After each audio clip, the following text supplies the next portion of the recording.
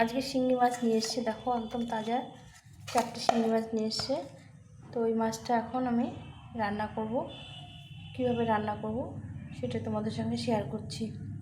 এটা হচ্ছে একদম জ্যান্ত মাছ। এই জ্যান্ত মাছের ঝোল খাওয়া উপকার, খেতেও ভালো লাগে। একদম হালকা পাতলা করে ঝোল করব। তো কীভাবে ঝোলটা করব তোমাদের সঙ্গে সেটা শেয়ার করছি। মাছটা আগে কেটে নিই। এই মাছ কাটতে খুব ভীষণ ভয় লাগে, একটু লবণ দিয়ে কেটে নিতে হবে। প্রথমে একটু লবণ দিয়ে দিতে হবে এদের মাথায়, তাহলে মাছগুলো আস্তে আস্তে মরে যাবে। তো কী বলো তো, তাজা মাছ কাটা খুব কষ্ট, যার জন্য একটু লবণ দিতেই হলো, কিছু করার নেই। একটা অনেক বড় আছে আর 3টে একটু ছোটো আছে। তো বন্ধুরা, মাছটা কেটে ধুয়ে নিয়েছি, এরকম ছোটো ছোটো পিস করে নিয়েছি।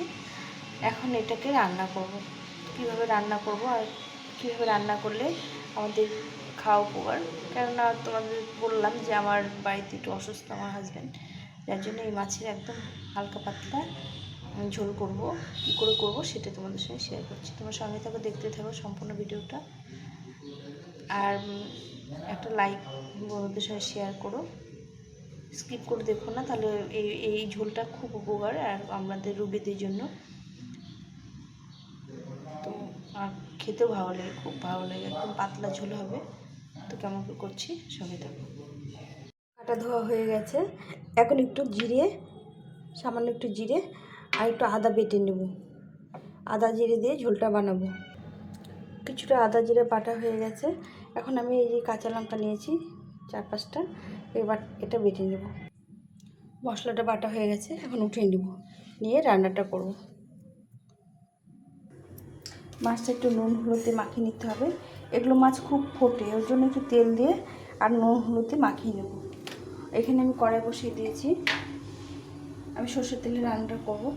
তো পরিমাণ মতো তেল দিয়ে দেবো। তেল খুব একটা বেশি দেবো না, কেননা একদম হালকা পাতলা করে ঝোল করব। মাছটা ছেড়ে দেবো, দিয়ে একটু সরে যেতে হবে, কেন দিয়ে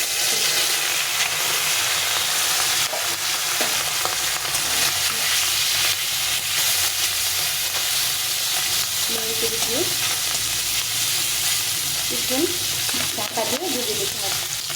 মাছটা ভাজা হয়ে গেছে, মাছটাকে উঠিয়ে নিতে হবে।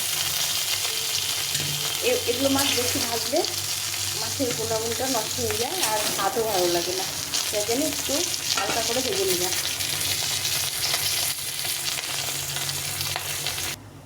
এখন এখানে রান্নাটা করে নেবো। পরিমাণ মতো তেল দিয়ে দেবো, একদম অল্প তেলে রান্না করব। সামান্য একটু তেল দিয়ে দিলাম। একটা শুকনো লঙ্কা দিয়ে রান্না করব। ফোড়নে দেবো, কিন্তু কাঁচা লঙ্কা বেটে দিয়েছি, আর একটু জিরে দিয়ে ভালো করে এখন এর মধ্যে আদা জিরে বাটাটা দিয়ে দিচ্ছি। এখন দিয়ে দেবো স্বাদ মতো লবণ আর হলুদ দিয়ে একটু কষিয়ে নিতে হবে ভালো করে।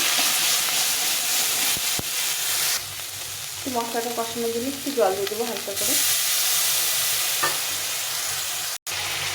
মশলাটা কষিয়ে নিয়েছি, তেল ছেড়ে দিয়েছে। এখন আমি এখানে পরিমাণ মতো জল দিয়ে দেবো। জলটা একটু ফুটিয়ে রেখেছিলাম, সেই জলটা দিয়ে দিলাম। একটু ফুটে গেলে মাছটা দিয়ে দেবো। জলটা ফুটে গেছে, এখন মাছগুলো ভেজে রেখেছিলাম, মাছগুলো দিয়ে দেবো। দিয়ে একটু ফুটিয়ে দিয়ে নামিয়ে দিতে হবে। একটু ভালো করে ফুটিয়ে নিতে হবে, নিয়ে নামিয়ে দিতে হবে। তো বন্ধুরা দেখো, ঝোলটা ফুটে গেছে, সুন্দর হয়ে ফুটে গেছে। এখন ঝোলটাকে নামিয়ে দেবো। একদম হালকা পাতলা ঝোল করে নিলাম, শুধু আদা জিরে 2টো কাঁচা লঙ্কা দিয়ে ঝোল হয়ে যায় সুন্দরভাবে। ঝোলটা খেতেও ভীষণ ভালো লাগে। এগুলো জ্যান্ত মাছের ঝোল খেতে ভীষণ ভালো লাগে। এখন আমি এটাকে ঢেলে নেব।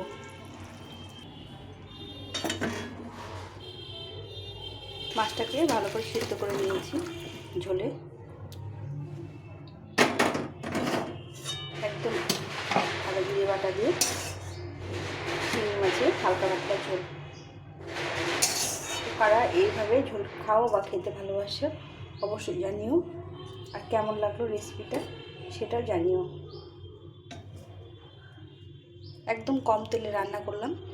এটা খেতেও খুব সুস্বাদু হয়, আর খাওয়াও খুব ভালো। রুগীদের জন্য খাওয়া বললাম, বাড়িতে আমার হাজব্যান্ড একটু অসুস্থ, যার জন্য আমি আজকে এরকম রান্না করছি। আমি কদিন ভালো করে ভিডিও দিতে পারিনি, ছাড়তে পারিনি তোমার বাড়িতে অসুস্থর জন্য। তো তোমরাও এইভাবে কারা কারা ঝোল খেয়ে থাকো আর রান্না করো, অবশ্যই জানিও। এখন এই পর্যন্ত, সবাই ভালো থেকো, সুস্থ থেকো, টাটা।